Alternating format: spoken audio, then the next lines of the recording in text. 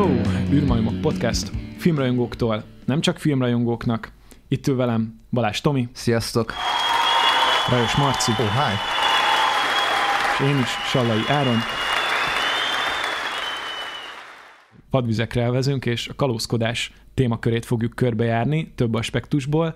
Azt fogom föltenni ilyen első körkérdésnek, hogy ti mikor találkoztatok először a kalózkodással? Amikor kicsi voltam, akkor megkaptam egy a Roger kapitány rejtek helyétől Legóból, és ez egy nagy kalózos szett volt. Ez így meghatározó volt, meg a Kincses sziget meg volt így ilyen könyvben. De egyébként, hát igen, hogy volt pár eredeti VHS kazink, mert volt nagyon sok olyan VHS kazink, ami tévéből lett felvéve, vagy át lett másolva, és ugye az eredeti VHS kazikon volt ilyen reklám, vagy hát ilyen figyelmeztetés az elején, hogy lopnál kocsit, lopnál táskát. Tényleg? És akkor az a videó, vagy mi volt ez a kazettamásolás, és ez a bűncselekmény, és akkor ott volt, nem tudom, egy ilyen tolvaj csávó. Ezt régen is csináltak, mert ez a DVD-k. Ez a DVD-k nem, ez a VHS-eken is igen volt, ami rajta volt. Wow. Ja. És akkor ott így mondom, ez bűncselekmény. Igen. Szóval nem tudom, hogy nekem így ez, de egyébként már volt másolt kazettáim, úgyhogy szerintem én már akkor is bűnöztem, amikor nem is tudtam róla. A félvilág kalózkodott azzal, hogy VHS-eket másolt. Ja, de mondjuk nekünk egy csomó igazából a tévéből volt, és ez meg így legális, szóval nem tudom, hogyha... Mert ugye úgy van, hogyha nem vetíted egy nagy közönség számára, akkor tehát az lehet szóval felvehetett tévéből saját használatra. Hát én úgy találkoztam ezzel először, hogy magnó kazetták, méghozzá ez a hanganyag leginkább. Nővérem még másolgatták egymástól a kazikat, néha én albumokat, mit tudom én, az Offspringnek, ugye az nem volt egy nagyon hosszú album, ugye az Americana meg a Smash az egy kazira felfért. Az egyik oldal ez, a másik oldal az, egy 90 percesre, de az, hogy így kereskedni vele, ez nekem meg se fordult. VHS-ek azok, mi kölcsönöztük őket, meg ahogy a Tomi is mondta, tévéből vettük fel. Azon kívül a kalózkodás, hát nekem a 2000-es években azért keményen beindult, de az már nem az első találkozásom, de arról majd később. Nekem is, én azt mondanám, hogy a másolt VHS és a másolt DVD volt az első ilyen kalózkodott dolog, amit én már fogyasztottam, de még nekem is voltak másolt kaziaim, rajta rajzfilmekkel, vagy akár egész estés játékfilmekkel. Sőt, ezek igazából megvannak a mai napig a családi nappaliban. Aztán torrent, de a torrent meg majd úgy is beszélünk róla később, de én inkább már a torrent volt nekem az, ahol én magam tényleg saját akaratomból, saját kezűleg kalózkodtam. Érdemes figyelembe venni, hogy mondjuk így említetted, Marci, hogy a kazettát, vagy mi az, magnó kazettát másoltatok, de hogy ezt így viszonylag könnyű volt, mert volt egy ilyen kérdekes cuccod, akkor át tudtad venni, nem? És hogy a videó az meg azért volt macerás, mert alapból egy VHS, tehát egy lejátszó, az így nagyobb, és hogy én nem nagyon ismertem, hogy mondjuk volt kettő, nektek volt kettő? Mi? Két VHS. Nem, mondom, mi eredetiről mi nem kopiztunk, mi egyáltalán. Igen, ezzel mondom, tehát, hogy mert egy DVD-t másolni sokkal könnyebb volt, egy VHS, nem tudom. DVD-t? Mi? Most DVD-t másolni, várjál? DVD-t is, igen. Ja, a DVD-t is, kazettát is, okay. Tehát hogy csak azt akarom kihangsúlyozni, hogy a VHS másolás az azért volt szerintem bonyolultam, mert nem volt indokolt, hogy valakinek két VHS lejátszója legyen otthon. Ebbe igazad. Max, akik gondolom nagyon gazdag volt, akkor lehet, hogy külön szobában lehet, hogy volt kettő, de ugye nem tudom azt, hogy egy szóval két VHS, és akkor átvesz az egyikre a másikra. De ott is tudnod kellett, hogy a védelem, mert ugye ezeket védték, úgyhogy ne lehessen ezeket másolni. Hát egyébként azt nem tudom, hogy vágjátok-e, alapból nem lehetett így felvenni az eredeti videókazettákra, mert egy ilyen kis pöcök nem volt benne, ami például, amit megveszel üres kazetta, azon rajta volt, és hogy ezt a kis pöcköt kitörted otthon, akkor már nem tudtál szintén rávenni, de hogy ezt egyébként úgy ki lehetett küszöbölni, hogyha leragasztottad, mert akkor úgy érzékelte, hogy ott van az a pöcök. Sőt, ha beleraktál zsebkendőt, akkor is próbáltam. Sokszor. Szóval ilyen trükkök voltak például. Beszéltem volt kollégámmal erről, hogy mondta, hogy ő nem torrentezik egyáltalán, mert hogy az lopás, és neki ugye vannak ilyen elvei, ami ugye nem teszik ezt lehetővé. Okay. Egyébként, hogy ugye így, tehát hogy ilyen szempontból sem lopjon. És akkor mondtam neki, hogy de torrenten olyan dolgok is vannak, amiket egyszerűen így hogyha fizetnék érte, se tudom elérni, igen. és pont amit így a Marci mondott, meg jó, egy a Star Wars szerintem a legjobb példa, hogyha nem tudom, nem így a felújított változatot akarod megnézni, hanem így az eredetit, amiben ugye még nem nyúltak bele, akkor azt nem tudod megvenni. Pedig én megvenném, fizetnék érte, nem lehet, mert nem elérhető eredetiben. Igen. Most, hogyha a Disney Pluson egyébként fölmész, és mondjuk meg akarod nézni a 4-et, nem tudod. Nem az eredeti kópiát fogod látni, hanem a legfrissebb felújítottat. Így van. Igen. Ami szép, meg tök jó, meg ki vannak javítva elvileg hibák, de akkor is, hogyha az eredetit akarod megnézni, nem tudod. Igen. Meg bármilyen korábbi változatot, mert hogy abból van több korábbi változat. És egy nagyon rossz példa, és egy nagyon jó példa, jó, hogy mondtad a Star Wars-nál, Disney Plus-szal, ott a Jedi visszatérből például azt a verziót tudod megnézni, amiben a Darth Vader elkezd sipákolni a végén, hogy ne. Akkor azt tegyük tisztába, hogy mit jelent igazából a kalózkodás, tehát honnan kezdődik a kalózkodás. Hogyha mondjuk VHS kazettára rávettem mondjuk egy Disney egész estés rajzfilmet, akkor az kalózkodás? Szerintem nem. Önmagában? Nem. TV-ből felvetted? Aha. Nem. Egyáltalán nem. És hogyha viszont másolom egy másik VHS-sel és sokszorosítom, az igen. Az már az. Hogyha pénzt, igen, terjeszted, igen. Hát vagy mondjuk csak elérhetővé teszem mondjuk a szomszédoknak. Csak ez kell, ha elérhetővé teszed valakinek, akkor az már kalózkodás, igen. Oké. De akkor abban meg tudunk egyezni, hogy a VHS-ből már létezett egyébként kalózkodás. Tehát a másolás... Persze, hogyne létezett volna. Még legdurvább akkor volt igazából. Sőt, én ismerek is olyat, aki kivette a Star Wars-t a videótékából, és otthon, akkor volt pont 2 videója otthon. És lemásolta, és ugye a TK-s verzió. Csak ugye nyilván azért így a VHS-nél azért rosszabb volt a minősége.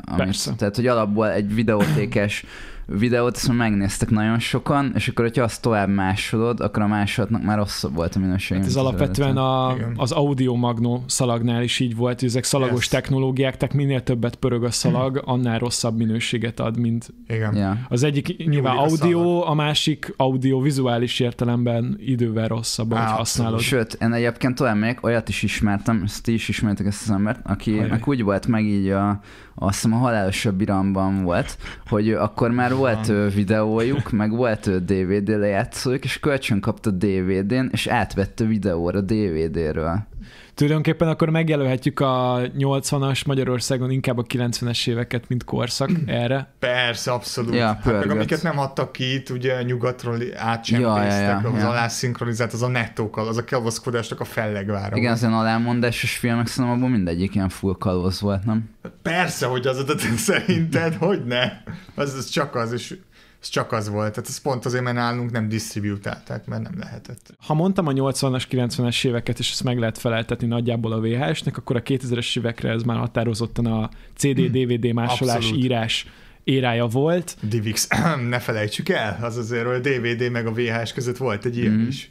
Amúgy akkoriban mindenkinek volt ilyen ismerős, akinek volt egy ilyen listája, és akkor járt kézről kézre, hogy szóval, meg amúgy Zuglóban volt egy hely, amit mi úgy hívtunk, hogy egy CD másoló, és akkor oda igazából konkrétan ott az úgy működött az a hely, hogy volt egy bolt helység, be kellett menned, volt ott egy lista, hogy milyen filmek vagy játékok vannak, és akkor megmondtad, hogy ezt szeretnéd, és mondtuk, hogy oké, holnap gyere vissza, és másnap visszamente, és ott volt így lemásolva.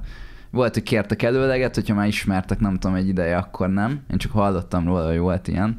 Hajjaj. Volt, hogy rendőrök is voltak ott egyébként. Ők is vettek. Igen, konkrétan bengezték a listát. Igen. Ja, és akkor konkrétan volt egy bolt erre egyébként. Aztán később, nem tudom, így járták a fodrászatot, meg ilyenek. Egyébként ez tényleg ez ment. Aztán meg is volt olyan, hogy hívták azt a piacot, ami ott a Keletinél volt? Verseny utcai piac. Na, ott nagyon ment egyébként. Nem méretre volt legnagyobb, hanem hogy ott mindent kaptál. Ott minden, ott pillangókést kaptál, akkor ez a nyomtató patront, ugye, amit ki tudtál cserélni. Igen. Akkor ott lehetett venni ez a DVD-ket így jó áron, tehát hogy üreset is. És ott lehetett venni így másolt DVD-ket is, de nem tokba volt, hanem csak ki volt nyomtatva, ilyen nagyon rossz minőségben így a borítója, és akkor le volt fóliázva, műanyag. Berakták a fólia alá? Régen még volt. Aha, igen, tehát hogy a fóliába be volt csúsztatva a papír, és benne volt. A menőbbek azok tokba rakták végül, és akkor meg tudtad venni 1100. Az mondjuk drágább volt már a végén, mert igen 5-600-ért adtak ezt a tok nélkülit. Az volt, hogy megkérdeztem, hogy ez milyen minőség. És mindig mondta, hogy DVD-s, és így Jó, volt egy film, egy hete volt ugye a moziba a Véres Gyémánt, azt hiszem az volt, és mondom, és ez milyen minőség? Mondja, hogy DVD-s, mondom, oké, akkor a többit meg se kérdezem, hogy milyen. Szóval mindenre azt mondták, hogy DVD-s. És volt olyan, hogy meg akartam nézni így pont a Véres Gyémántot, hogy meg akartam venni, és így ott volt, és így megvettem, hazavittem, és a Tégla volt benne. Mármint ugye a DiCaprio film mind a kettő, amúgy egy évben is jöttek ki, hogy tök jó film mind a kettő, csak igazából én a Téglát már láttam egyébként, szóval annak így nem örültem. A második kérdés mindig az volt, hogy és ezt tud magyarul? Tehát, ja, tényleg, igen. Tud magyarul? Meg emlékszem, akkor a Passióra valaki azt egy szinkronos, mondom, igen, hát akkor megveszem, hülye vagy. Mondta valami konkrét, az nem lehet. Passió szinkronos, kurva jó. Volt még az ilyen fájlcserélő ilyen hubok, úgymond a DC++ például. Én ezt előszeretettel nyomtam, sőt, nekem ezzel kezdődött az egész ilyen. Letöltök mindent, akkor találkoztam azzal először, hogy én tudok úgy egy albumot mondjuk, vagy egy filmet magaménak, ami az enyém, hogy nem fizettem érte, és tényleg azt én választom ki, és ez ilyen nagyon nagy élmény volt számomra legalábbis. Én rengeteg gigabájtot csesztem el erre, mert régen úgy volt, hogy volt egy 40 gigabájtos sáv, és akkor ha azt túllépted, akkor lelassult fele, nem, sőt, negyed annyira a netsebesség. De az előfizetős volt amúgy a DC++, vagy nem, ez volt? Ez úgy volt, hogy felmentél, és akkor ennyi. De nem is volt meghívás, meg semmi? Semmi. Aha. Semmi ilyesmi. Felmentél, és meg kellett osztanod a cucc. Mindig voltak hubok, és akkor a hubokon belül meg volt határozva, hogy mennyi gigabájtot vagy megabájtot kell megosztani minimum. És természetesen általában Kelet-Európában voltak a hubok, itt a Románia, Magyarország, Szlovákia, volt néha Németország is, ami most nagyon furcsa. Ez kicsit olyan, mint az amerikaiaknál a híres nevezetes Napster, ami még a Metallica is kiakadt. Amúgy jogos volt valahol. Persze, valahol jogos ugyanakkor volt. Az idő meg nem őket igazolja. Igen, yeah. Lehetett érezni, hogy itt megnyílik a jövő, és hogy valószínűleg ez inkább mélyülni fog. Igen. És majd a zeneiparnak kell alkalmazkodnia a kalózkodáshoz, meg nem tudom, szuper demokratizált zenei eléréshez. Ezzel kapcsolatban ajánlanám amúgy a Spotify-os sorozatot Netflixen, amúgy tök informatív. Igen, egynek érdekes volt. Igen. The Playlist 2022 Netflixen megtalálható. Erről beszélnek a srácok. Ja. És akkor innen már igazából egy karnyújtásnyira van a torrentezés, ami egyébként a 2000-es évektől a 2010-es éveken át a jelenig nyúlik. Szerintem ilyen 13-14 éves korom óta, amióta felfedeztem, hogy ez létezik. Ez normális. Ja, azóta... 15 éves korom óta. Jó, de ki tínédzserként kezdtem? Hát én 2006-ban kezdtem el a Pirate Bay-ről, és még Azurius nevezetű torrent klienssel, ami később a uTorrent lett. Én már abszolút az Anchorral kezdtem. Ugye ez egy híres, nevezetes, ismert magyar torrent tracker oldal. Voltak az osztálytársaim, és igazából ők tudták, hogy mi az Anchor, és volt egy közös Anchor profil, ahonnan mindenki letöltött. Már egy idő után nem szideltek vissza az emberek, akkor mindenki kiküldözgette magának a saját e-mailjére a meghívókat, úgyhogy nekem is így van a mai napig egy ilyen fiókom, amivel Anchoron szoktam garázdálkodni. Meg hát ugye vannak ennek az ilyen ingyenes elérés sei, amik nem tudom, ilyen nemzetközi dolgok, mondjuk a Pirate Bay, hogy a RAR-BG, ami meghalt. Meg kell osztanod azt, amit letöltesz. Ugye vannak szabályok, hogy mennyi ideig, vagy szerintem az olyan is volt, hogy tehát ugye az volt megszabva, hogy mennyi ideig kell futtatnod azt a torrentet, amit letöltöttél, vagy hogy hány megát kell vissza. Igen, hát az Anchor az, ami különleges ilyen szempontból, mert az 48 óra. Aznak 48 óra aktív. Tök mindegy, mennyit szídesz, hiszen aktívnak kell lenni. Régen ez nem így volt. Régen az volt, hogy letöltöttél valamit, és azt az adott cuccot vissza kellett szídened legalább ugyanannyit, mint amit letöltöttél. Az azért szívás, mert ha olyat töltesz le, ami mondjuk ami csak téged érdekel, akkor az ott marad, mint hit and run. Ja. Vagy nem tudom. Vagy de mondjuk, hogyha ilyen all-in-all arány volt, akkor például a haverom mondta mindig azt, hogy nagyon sok pornót letölt, és akkor jól néha bele-bele is nézeget, de hogy egyébként azzal nagyon jól lehet, hogy arányt javítani, mert nagyon sokan szövik. Ezt többen is mondták már erre, is. És ez csak azért csinálja, hogy az arány javuljon. Hát elsősorban igen, de mondta, hogy ami izgalmasabb, abban az elnézett. Nagyon jó.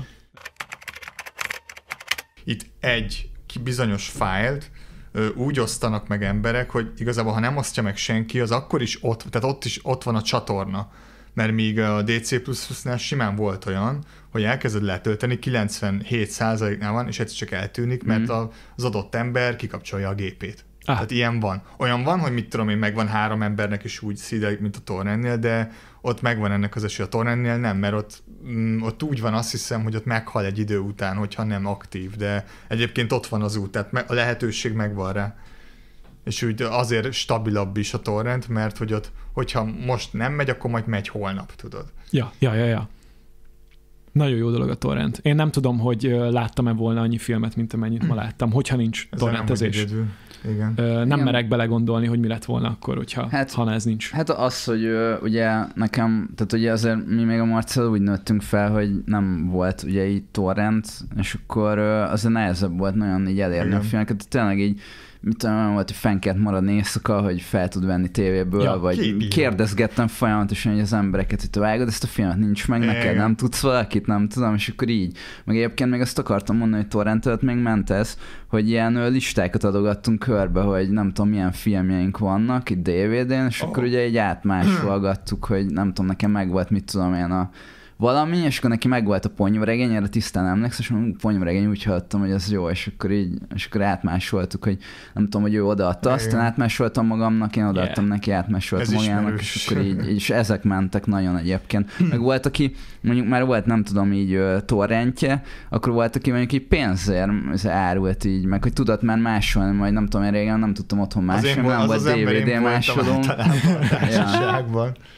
Ja, de hogy egyébként szerintem az ilyen DVD másra sokkal elérhetőbb volt, mint mondjuk nem tudom, a VHS-t átmásolgatni. Ja, abszolút. Majd nem kellett hozzá 2 VHS, hanem így a gépedbe beraktál egy DVD írót, az cső. Gyakorlatilag fokozatosan egyre könnyebben elérhető. Tehát ma már ott tartunk, hogy onnantól kezdve, hogy van egy géped, ami működik, és van rajta internet elérés, már torrentezhetsz.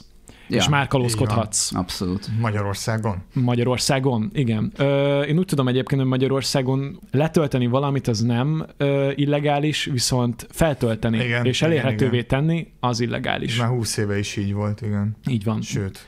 De vannak olyan országok, főlünk a tőlünk nyugatabbra elhelyezkedő országok, ahol egyébként nagyon rászállnak az internetes kalózkodásra. Ami érthető egyébként valahol. Itt van az előbb felemlített Németország, ahol komoly jogi következményei lehetnek annak, hogyha rólad be lehet bizonyítani azt, hogy te torrenteztél otthon.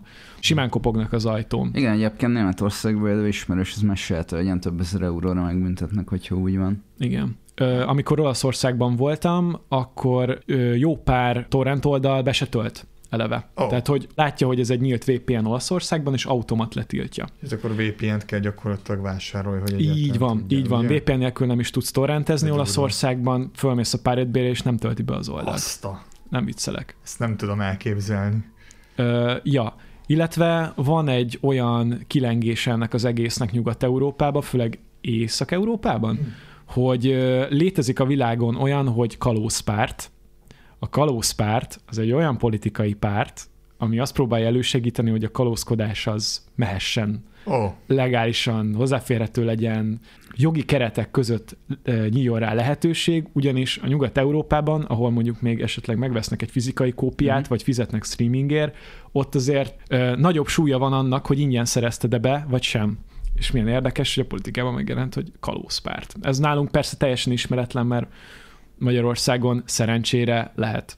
De ha belegondolsz... Magyarországon az alkohol olcsó, meg a kalózkodás lehetséges, igen. Tehát ugye sörmát meg tudod nézni, nem tudom, így a legújabb Marvel filmet, hogy úgy van. De így amúgy ez make sense, mert hogy a svédeknél, a Pirate Bay is egy svéd találmány egyébként. Igen. Hogyha már svéd a kalózpárt, de ez majd ki fog derülni. Igen.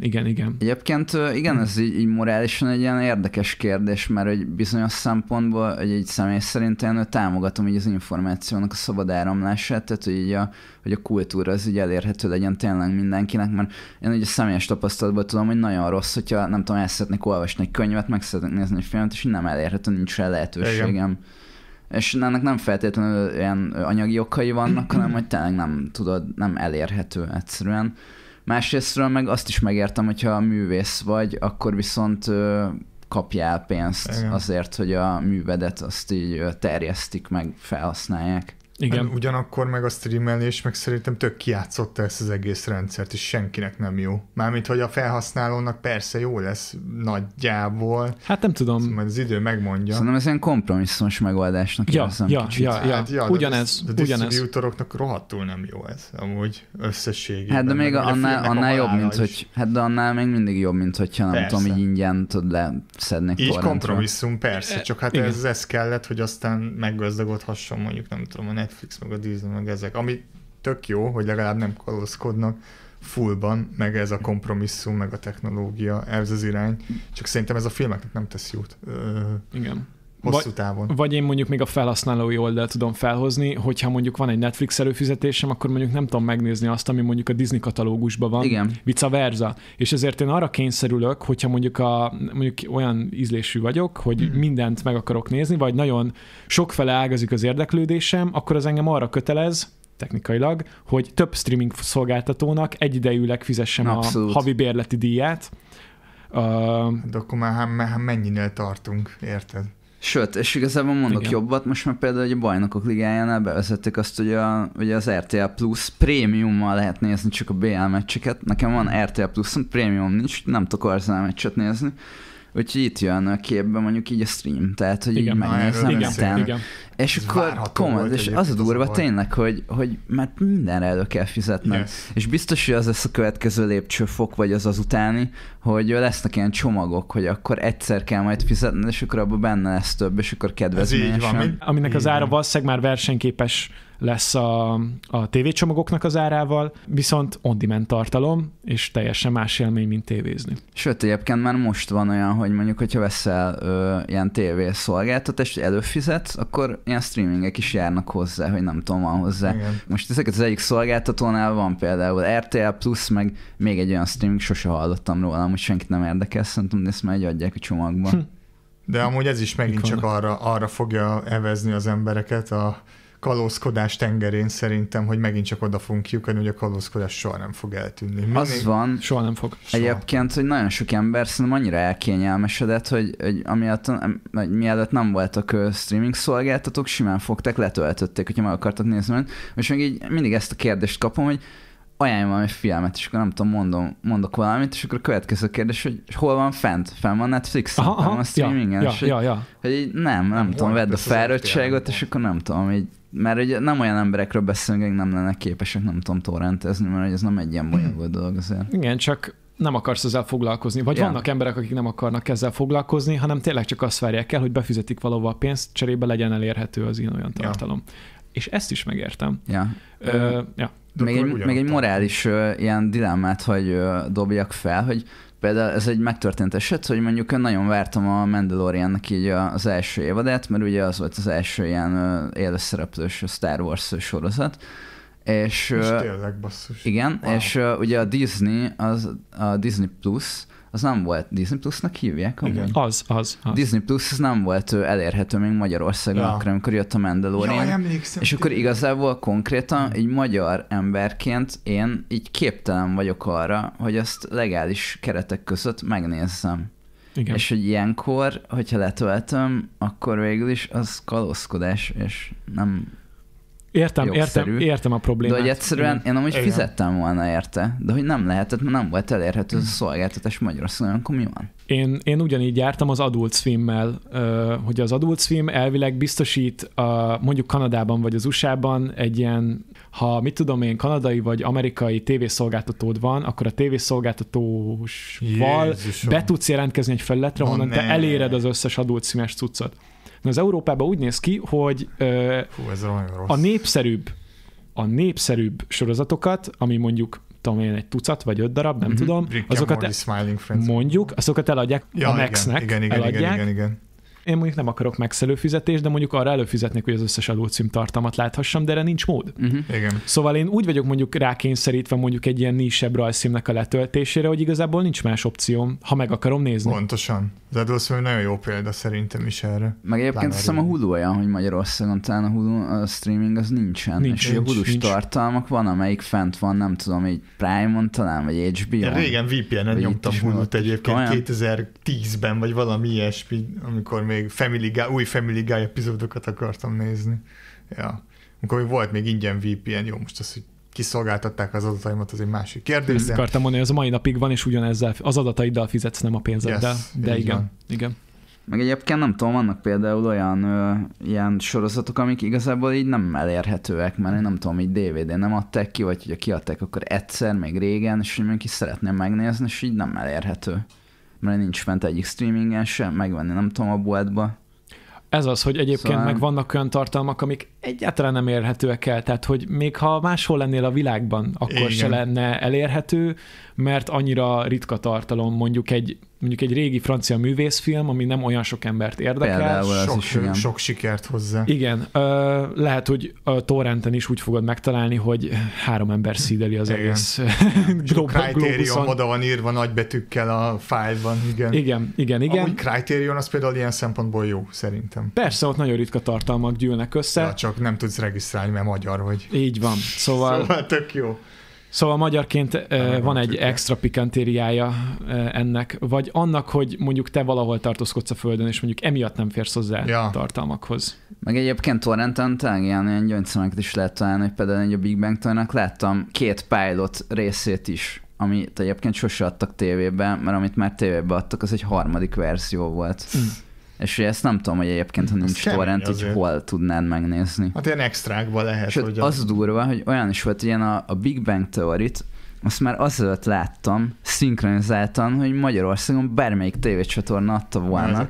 Mert az volt, hogy megvették az RTL Klub, és leszinkronizáltották. Nem tudták eldönteni, hogy az RTL-en adják ki, vagy a Kult TV-n, és emiatt így jegelték ezt a dolgot, viszont torrentre felkerült a spanyol DVD kiadása a Big Bang Theory első évadnak, és azon már rajta volt a magyar szinkron is. És így egyébként tök durva, hogy így előbb meg tudtad nézni így torrentről leszedve, mint amúgy tévében, mint hogy adták volna. Egyébként, ez nagyon brutál, amúgy szerintem. Egyébként, ha már így mondtad azt, hogy nem lehet sorozatokat megszerezni se, ez egy kurva nagy probléma, már csak abból a szempontból is, hogy a Disney Plus-on fenn van ugye az összes Simpson, ugye? A nagy lófaszt, mert ott például van már egy rész kapásból, amit letöröltek, azért, mert hogy problémás. Komolyan? Aha. És hogy ez meg a másik, ami szerintem a kalózkodás mellett szól, hogy basszus, nem tudom megnézni a Michael Jackson-os részt. Ja, hogy utólag nem tudom, így De hogy állítólag ott a készítőknek volt beleszólás ebbe, hogy túl problémás volt a Jacko, aztán azért. Meg mi van még? Ja igen, meg az, hogy átszinkronizálnak, eltakarnak, átírnak, az nekem nagyon furcsa, és tudod, innentől kezdve George Lucas-osodik minden. És ez nem jó, szerintem ilyen szempontból. Meg egyébként például, amit így a streaming az nem tud kiváltani, hogy oké, hogy nem tudom, hogy az új filmek fel vannak streamingen, tökéletes minőségben meg tudod nézni, nagyon jó képen, minden. Abszolút. De hogy az ilyen fizikai kópiáknál meg egy csomószor vannak ilyen extrák, hogy nem tudom. Például ilyen audio kommentárok, azok szerintem egy tök jó dolgok, vagy nem tudom, hogy például Sin City audio kommentár annyira királya volt, hogy ott így volt egy ilyen magyar audio kommentárja, ahol nem tudom, így ilyen szakértő, nem tudom, kik voltak benne, de ilyen tök érdekes dolgokat mondtak így Frank Millerről, meg így a Sin City képregényről, meg minden. Meg amikor ugye az alkotók is ilyen rendezőkkel audio kommentál, ez tök király. És amúgy ilyen nincs streamingen. Nincs, de a izének van talán a Mubinak talán, ha jól tudom. Aha. Talán annak van, meg ott extrákat is láttam, hogy van ilyen, de nem olyan... Mert ezt amúgy hiányolom, hogy ez én nincs. Is, tehát nagyon. Simán, ez ilyen kiagyott zicser. Mert a Blu-ray-nek az menüi rohadt gagyik, tehát ugye nagyon, nagyon fröccsöntöttek. Nagyon egy kaptafa az egész, mert már nem vesz senki fizikai kópiát, de figyeljétek meg, most mondom, hogy a fizikai kópiáknak lesz még egy aranykora, megint. Csak mondom. Mondom, hogy most érdemes behörcsögölni. De milyen formátumban? Ezt akartam kérdezni, hogy milyen... Attól függ, bár Blu-ray is, meg DVD is, minél inkább nincsen, mint például a Simpson harmadik vagy a negyedik évadon megvan neked, azzal már beljebb vagy, mert nincs fenn Disney Pluson. Vagy mit tudom én nem tudom most mit tudom én, egy Gaspar Noé filmet soha nem találsz meg, tehát hogy streamingen. Esetleg a Criterion. Azt akartam mondani, hogy vagy a Mubi, vagy ilyesmi. De csak esetleg, tehát az se garancia. Meg Wim Wenders filmeket is ott tudsz nézni, oké, de ezek nem garanciák, tudod? Igen. Mert azért ezek elég nyomasztó filmek. Igen. Mármint nem a Wim Wenders, azok jók, azok kellemesek, nem, hanem a Gaspar Noé filmek. Mondtad a Blu-ray-t, van egy érdekes keresztmetszete a Blu-ray-nek, és a streamingnek, és a torrentezésnek, hogy ameddig még inkább a Blu-ray pörgött, és még nem volt streaming, ez még pár évvel ezelőtt így volt.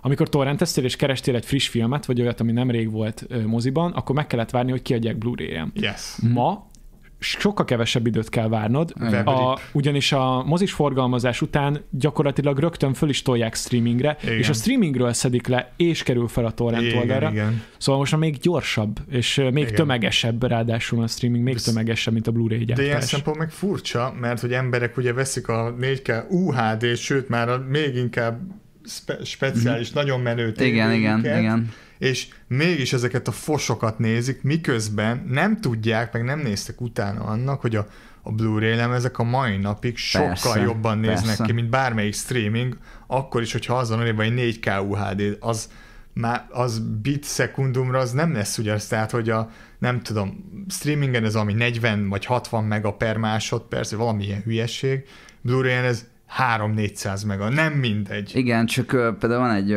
kedves rokonom, aki azt csinált, hogy fogtam, leült egy forgószékbe, elindított egy torrentet, rákattintott, rágyújtott egy cigire, még elszívta a cigit, lejött a torrent, és mondta, hogy na hát, ez gyorsabban megvan, mint hogyha lementem volna a boltba megvenni.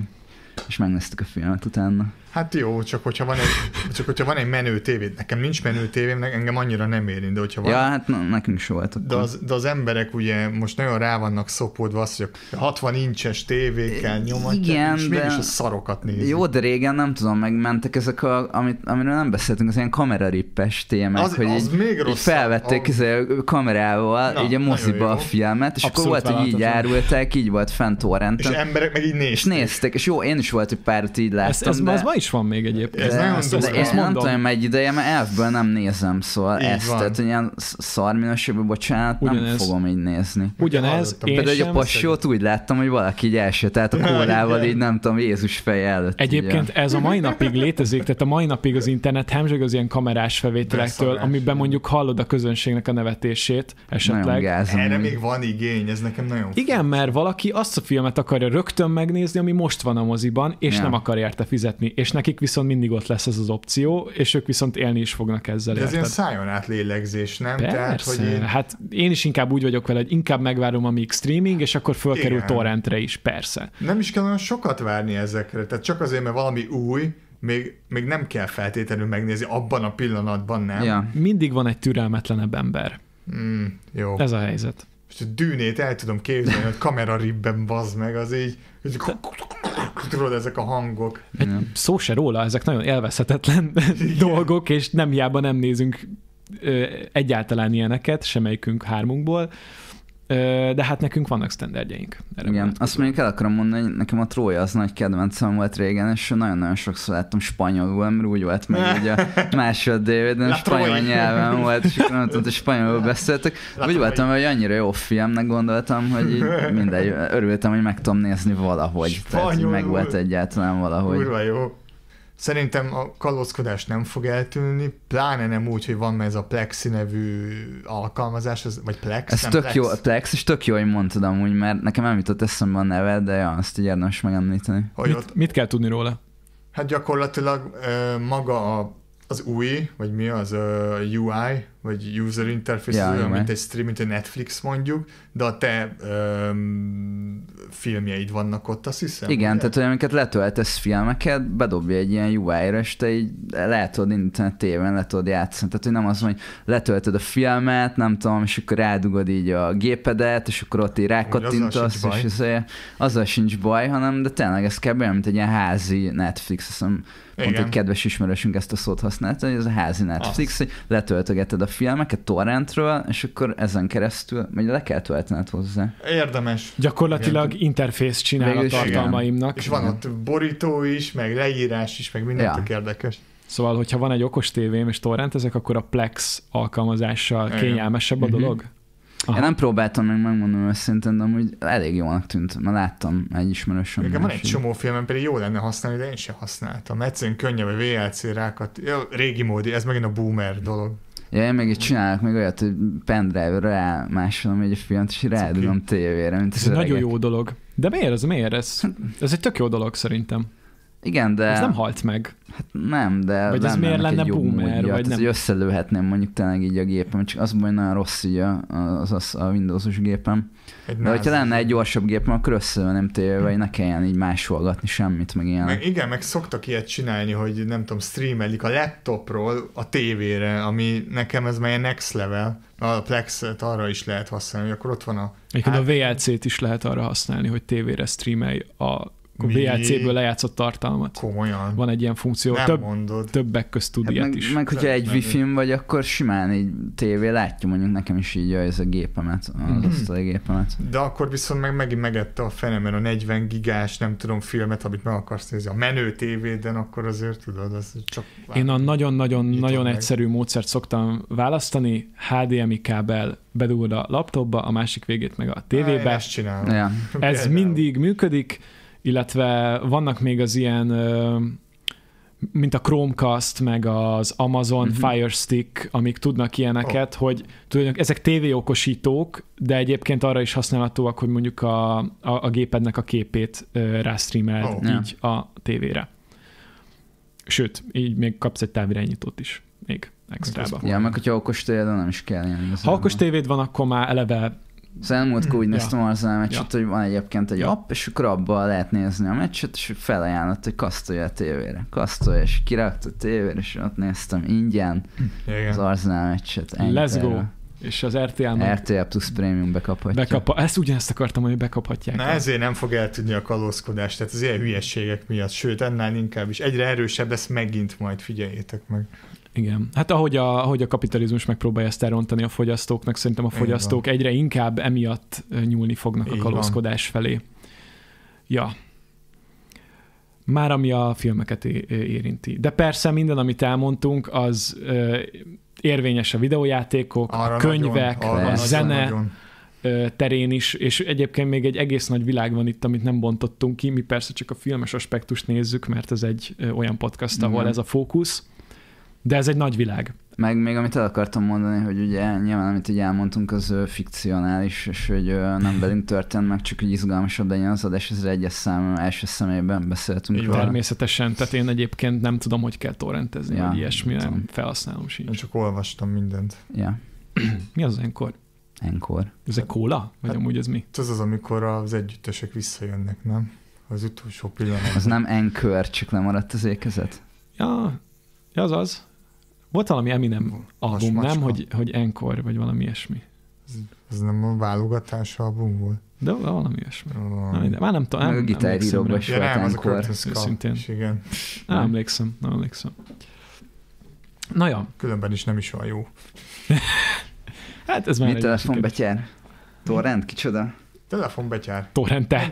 Hogy nem Torrente. Hogy nem említettük meg az első dolog, ami eszembe. Na, az például iskolába kézre járt a torrent, hogy ezt jól ezt nézd meg, ez nagyon király, ezt mindenképpen. Nagyon sokszor keverik össze az emberek a torrent, mint dolgot, és a torrente felügyelő. Kicsoda? Jézus! Van ilyen ember, hát nem mondom. Hogy mondjam ezt? El tudom képzelni, hogy a torrent kliens, az a torrentének feje lenne, vagy kéne egy ilyen torrent tracker, aminek az a neve, hogy torrente. De király lenne. Ezt nem Magyarországon, ezt imádnák, zabálnák. Majd ha legközelebb összeomlik az Encore, mert néha összeszokott, vagy néha van ilyen pillanata annak is, hogy tetten érik a tetteseket, és akkor leáll a weboldal, és akkor sok kérdőjel között, de idővel újraindul. Egyébként a Pirate Bay-nél is az ilyen, mindig, meg az állandóan költözködik. Igen. RAR BG-t se tartom elképzelhetetlennek, hogy viszont látjuk, most éppen le van lőve. Az orosz-ukrán háború tett be neki egyébként, írták is. Igen, nagyon sokszor ugye a szerverek azok ilyen és ehhez hasonló helyeken vannak, és ezért ami történik ott, az kihat erre. Ezt így tudnám röviden meg az emberek is, akik üzemeltetik, azok is ott vannak. Természetesen. Egymás ellen. Természetesen. Igen. Meg ezért van az, hogy van ez a jelenség, hogy például tongai doménnel vannak bejegyezve ilyen kalóz oldalak, ahol elérhetsz valamit. Na ez azért van, mert Tongán senkit nem érdekel. De hogy ez égvilágon hol van Tonga? Érted? Tonga hol van?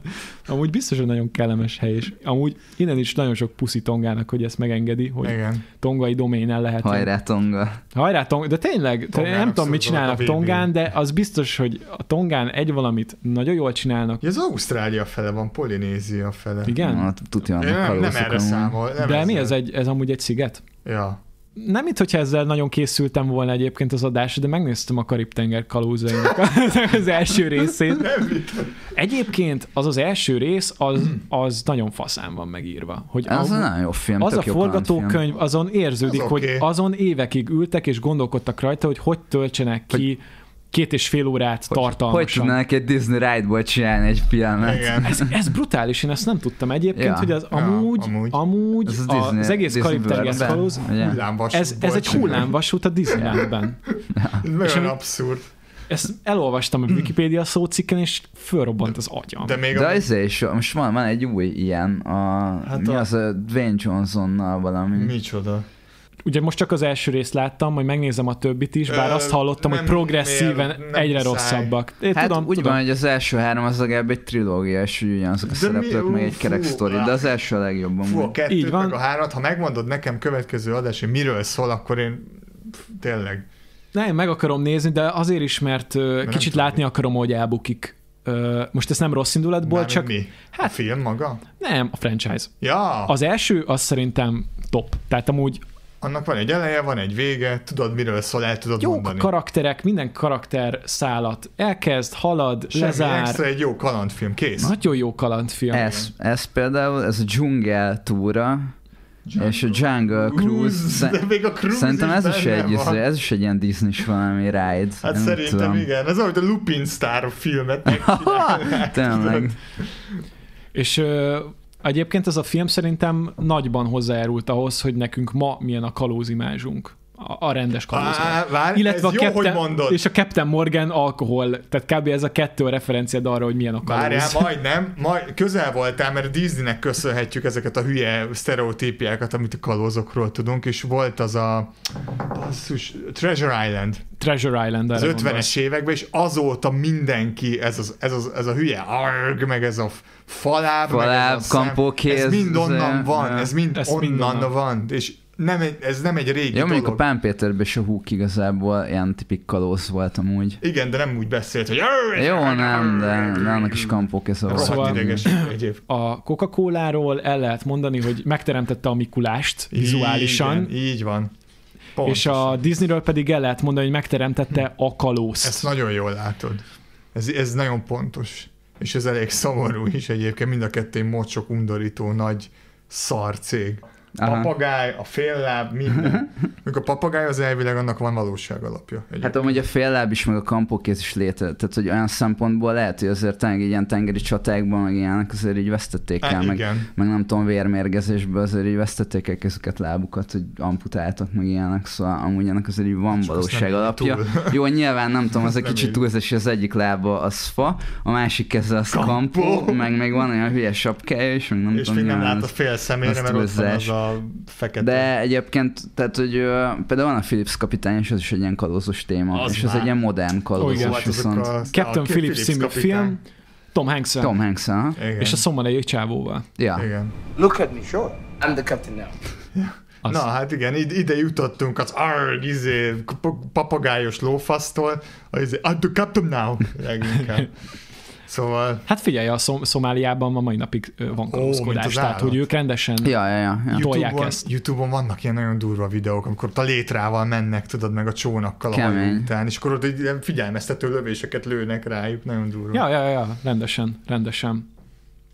Nagyon régi dolog egyébként ez a kalózkodás, néztem erről is anyagot, hogy mennyire régre nyúlik vissza. Kb. Amióta lehet Aha, tehát hogy már így amióta lehet hajózni a mediterrán tengeren, igen. És Egyiptom van, azóta már jelöltek olyan csoportokat, akik tulajdonképpen kalózkodtak. Mindig a 17. meg 18. századra teszik, pedig az egy nagyon rövid időszak volt. Az az aranykor, amire visszanyúlnak ezek a filmek, sorozatok, könyvek, művészeti alkotások, de egyébként a kalózkodásnak számtalan epizódja van a történelem során.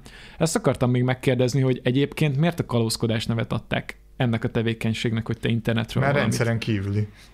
Ennyi. De Robin Hoodkodás is lehetne igazából. De nem adom oda senkinek.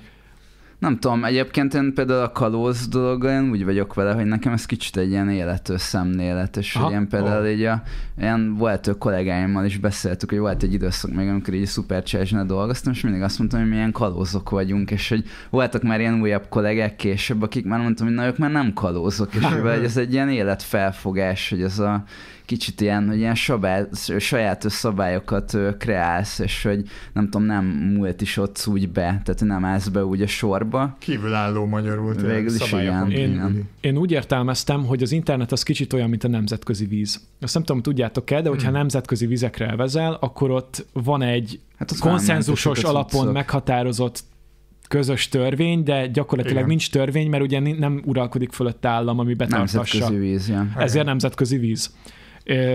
És kicsit az internet is ilyen talán, mint a nemzetközi víz, hogy egy a közös terünk, de igazából csak bizonyos platformok tudják meghatározni, csak a saját kereteiken belül az, hogy mi a szabály éppen, de egyébként az interneten kvázi nincs szabály. Hát, sajnos és kicsit olyan, mint a nemzetközi víz, és kicsit olyan, mint hogyha a kalózkodás is talán erre appellálna, hogy egy ilyen közegben eltulajdonítasz. Szerintem 10-15 évben jobban volt ez inkább. De nekem amúgy tetszik, amit mondasz, mert hogy a kalózoknál is volt, hogy általában a hajósok, azok valamilyen zászló alatt hajóztak, hogy mit tudom, az holland zászló alatt hajóztak, nem tudom, voltak a kalózok, akik meg ugye egyik. És az a baj, hogy a nemzetközi vizeket meg maguknak titulálják bizonyos nagy cégek, ugye, hogy csak hogy a te metaforáddal éljek, ugye a Google, meg a Zuckerberg, meg az felvásárolták az internetnek a 80%-át. Hát igen, durva. Az interneten megtalált felületekért, de ugye ők is csak hol húzzák meg a szabályt, ahol ők vannak, érted? Ez így van. Tehát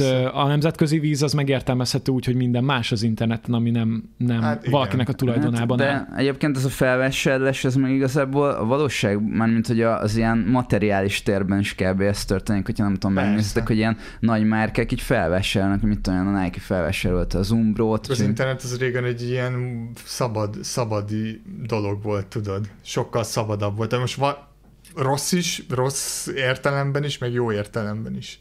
Tehát ez ugye, ott ki tudtad élni a hülyeségeidet, vagy nem tudom, meg tudtál olyan fórumokon lenni, ma már basszus, az adataidat tudják. Régen anonim voltál, most már nincs anonim. A 4chan az utolsó olyan anonim Hát igen, dolog. Csak azért nem tudom, iskolai lövöldözéseket is szerveztek meg interneten, meg terrortámadásokat, szóval... Hát de ez annak ellenére, hogy felvásárolták a fél internetet. Hát igen, meg ugye ott van a dark web, ahol gyakorlatilag full nincs szabály. Tehát, igen. Hogy megára nincs szabály, és körülményes az is, hogy hozzáfér, ugye? Igen.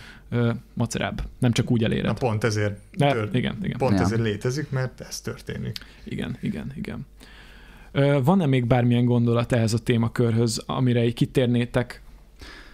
Én azt akarom mondani, hogy egyébként én nem bújtok fel senkit, nem tudom, így kalózkodásra, de szerintem így van egy ilyen etikus kalózkodás végül is, szerintem így, amit így elmondtunk, abban így le lehet szűrni, hogy szerintem azért, hogy ezeket a határokat azért lehet valamennyire így rugalmasan kezelni olyan szempontból, hogyha tényleg valami, nem tudom, így nem elérhető, de szeretnétek így megnézni, akkor én nem látom azt, hogy ez probléma lenne, igen, hogy mondjuk tényleg egy máshol nem elérhető tartalmat, mondjuk nem tudom, letorrentezik valaki. Tominak teljesen igaza van ebben, én teljesen egyet tudok vele érteni, mert minél inkább tiltod ezeket a dolgokat, annál inkább az illegalitásba száműzed ezeket a dolgokat. Értsd úgy, hogy pénzt adsz mondjuk a bűnözőknek, akik ezzel kereskednek majd, úgy, mint bár mindennel a világon szerintem, és én azt is gondolom, hogy kalózkodás nélkül nagyon sok régi vágású alkotó, meg zenész is, meg amúgy filmes is, most nem lenne ott, nem követnék annyian, gyakorlatilag kihaltak volna, mert egyszerűen elérhetetlenek az ő anyagaik, szerintem. És ez a zenészekre egyébként 3-szorosan is igaz, én azt gondolom. Igen, és még amit mondtam, hogy szerintem így a kultúra tényleg így azt szeretném, hogy legyen elérhető mindenki számára. És hogy szerintem sokkal így progresszívebb a világ, meg sokszínűbb, hogyha tényleg így a kultúrát elérhetővé tudjuk tenni mindenkinek. Szóval hogy az ilyen társadalmi szakadékokat szerintem sokkal könnyebb áthidalni így. Egyet tudok érteni a művész urak megfogalmazásával, én se bújtanék fel talán erre senkit, de ugyanakkor meg én is csak ezt tudom mondani, hogy ha kell valami, akkor megtaláljátok. Reméljük még sokáig. Reméljük, hogy ez így lesz.